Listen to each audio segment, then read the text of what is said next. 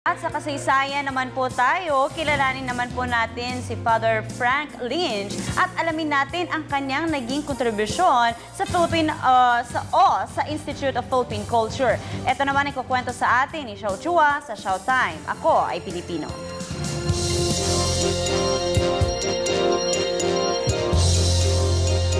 Makasaysayang araw po, it's Showtime! Ano nga ba ang kulturang Pilipino? Ang kulturang Pilipino ba ay yung lamang bagay na makikita sa mga museo? O yung lamang mga itinuturing ng iba na exotic o mga kakaibang bagay na pinapractice ng mga nasa kabundukan?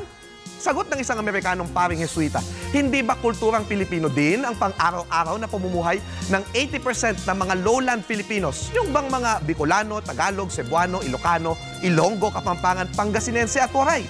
Sa kabukiran at mga kalunsuran. Sa paniniwalang ito, itinatag ni Father Lynch, SJ, ang Institute of Philippine Culture 53 years ago, September 15, 1960, sa pamantasang Ateneo de Manila.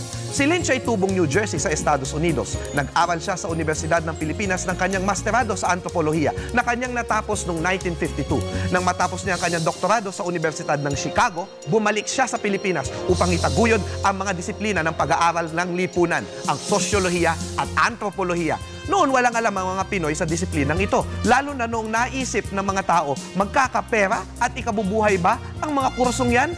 Dati-rati, ang mga antropolohista ay mga mayayamang dayuhan na kinahiligan ang pag-aaral ng minorya ng mga grupo ng tao sa Pilipinas, lalo na sa mga kabundukan ng Cordillera. Nang minsang alukin ni Mary Racelis ang pari na sumakay sa kanyang kotse pauwi, nalaman nilang pareho pala sila ng iniisip na dapat sa pag-aaral ng lipunan, ang tinatanong mismo ay ang mga ordinaryong tao ukol sa kanilang pang-araw-araw na pamumuhay upang makilala ang ating pagkatao bilang mga Pilipino kahit na madalas binabago rin natin ang mga pananaw at gawin nito.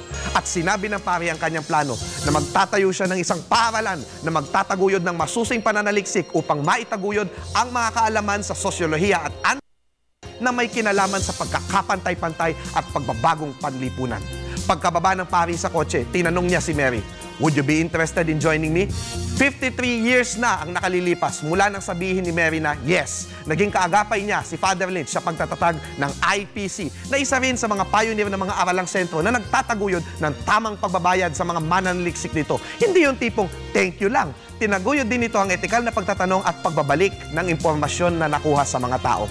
Hindi naglaon, sumikat ang IPC, maging sa ibang bansa at dinagsana sila ng mga proyekto. Pumapayag lamang sila sa kondisyong hindi pakikialaman ng kanilang mga konklusyon at lahat ng kanilang ilalabas na pananaliksik ay mababasa ng kinauukulan. Si Father Lynch ay nakilala sa kanyang pananaliksik ukol sa pakikisama ng mga Pilipino, habang si Mary Racelis naman sa kanyang pananaliksik ukol sa utang na loob. Mga karaniwang mga ugaling hindi naman natin napapansin, ngunit nagbubukas pala ng mas malalim na pag-unawa sa pagtakbo ng ating lipunan.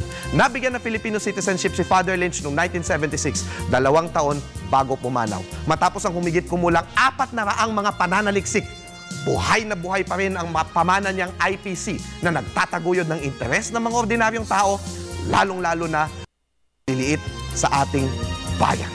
Ako po si Xiao Chua, para sa telebisyon ng bayan. And that was Showtime.